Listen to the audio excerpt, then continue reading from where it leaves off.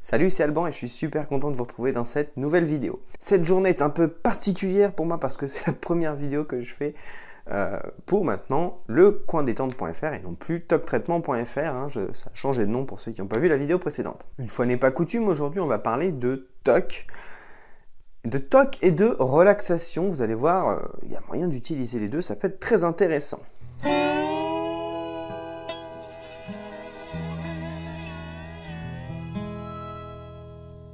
Pour le rappel, les TOC, ça fonctionne selon une mécanique que je vais simplifier un peu, mais vous avez votre obsession qui vient, donc qui est une idée désagréable, qui est très désagréable, qui provoque chez vous de l'anxiété et qui fait que vous allez faire derrière vos compulsions ou vos rituels, pour justement pouvoir contrer le fait que vous n'êtes pas bien à cause de...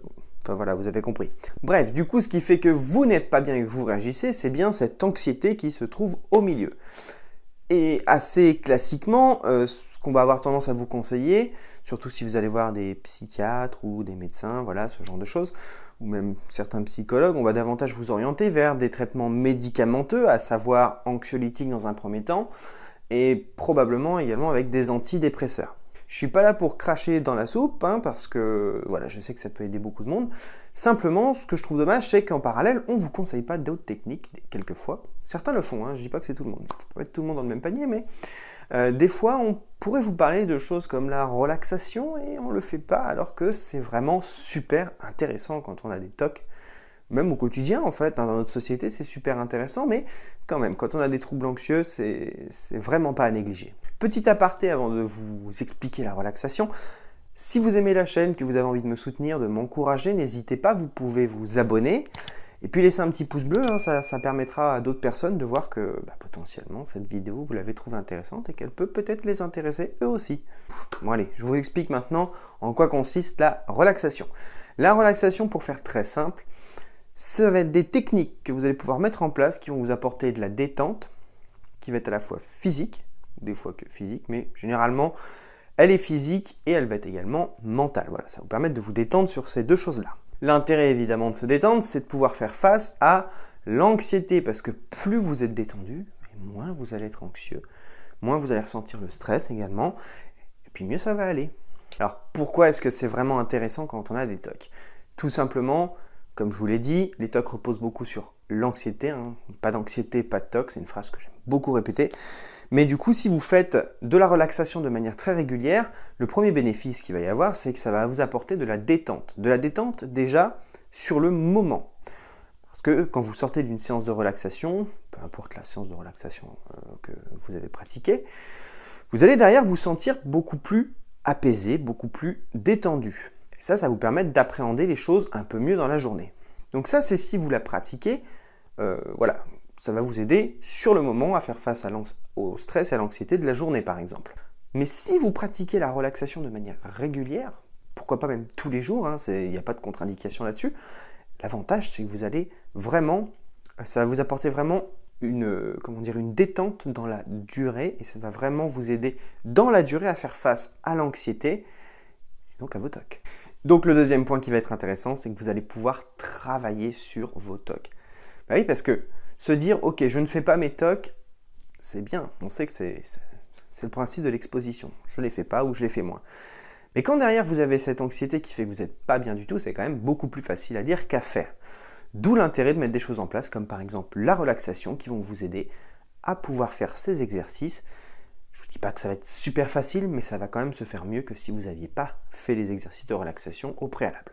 Enfin, le troisième point à ne surtout pas négliger, c'est que la relaxation, c'est un moment que vous prenez pour vous. Et ça, on oublie de le faire. On oublie de le faire déjà au quotidien, c'est parce qu'on ne nous apprend plus à vivre pour nous, mais pour les autres, ou pour une société. Mais l'essentiel dans votre vie, avant tout, c'est vous. Donc, vous devez reprendre du temps pour vous, c'est super important. Et votre corps et votre esprit vous le rendront bien. C'est pour ça que c'est très important. Vous allez prendre quelques minutes dans la journée pour vous offrir à vous-même du bonheur, et ça n'a pas de prix, il faut vraiment pas le négliger, c'est très important. Alors du coup, quelles techniques vous pouvez potentiellement mettre en place ? Il y a des trucs assez classiques comme le sport. Le sport, de manière générale, ça vous apportera de la détente et de la relaxation au niveau physique et par la suite mental. Le sexe, ouais, bah oui, le sexe, c'est con, hein, mais on n'en parle pas souvent, mais c'est rarement conseillé en thérapie, mais bah, ça vous apporte de la détente physique et mentale. Bon, si vous ne pouvez pas, pas de problème, hein, il existe d'autres techniques, mais si vous pouvez, faites-le, hein, c'est toujours bon à prendre.